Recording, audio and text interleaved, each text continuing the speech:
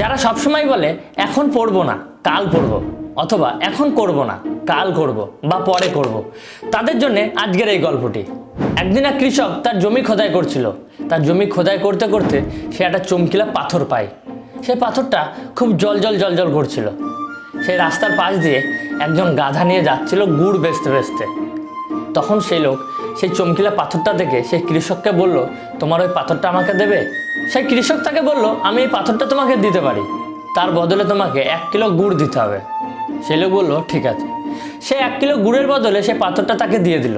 সেই গুড়ালা সেই পাথরটা নিয়ে সেই গাধার লাঠিটার উপরে বেঁধে রাখলো এবং গাধার পিঠে সেখান থেকে চলে গেল। একদিন সে ঘোড়ার খাবার নেওয়ার জন্য একটা মুদিখানার দোকানের সামনে গেল এবং গাধাটা সেখানে দাঁড় করিয়ে রেখে মুদি দোকানে গেল বাজার করতে। মুদিখানার দোকানদার সেই পাথরটা দেখতে পেয়ে গুড়ালাকে বলল, ওই পাথরটা আমাকে দিন। তখন সেই গুড়ালা বলল, এটা আমি দিতে পারি, তার বদলে তোমাকে 1 কিলো আটা দিতে হবে। দোকানদার তাকে 1 কিলো আটা দিয়ে সেই পাথরটা নিয়ে নিল। তারপরে সেই পাথরটা তার যে পাল্লা আছে সেই পাল্লার উপরে আটকে রাখলো, বেঁধে রাখলো, যাতে তার দোকানের বেচাকেনা ভালো হয়।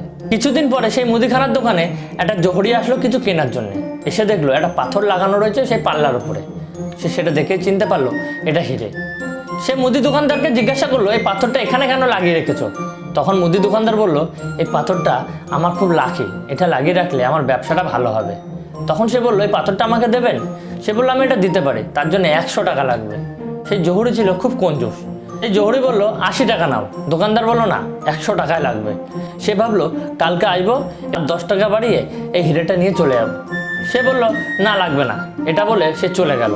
ওই দিনই সন্ধ্যাবেলা অন্য একটা জহুরি সেখান দিয়ে যাচ্ছিল।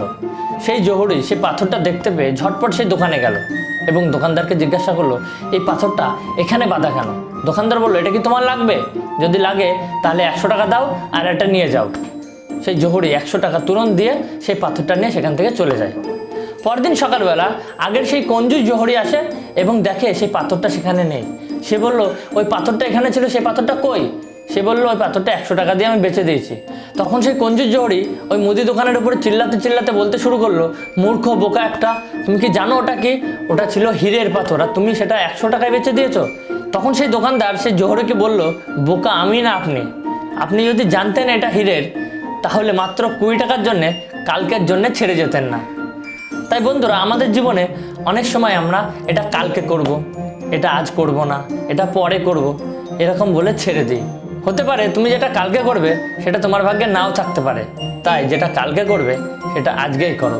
সময়কে মূল্য দিতে শেখো, সময়কে সঠিকভাবে কাজে লাগাতে শেখো।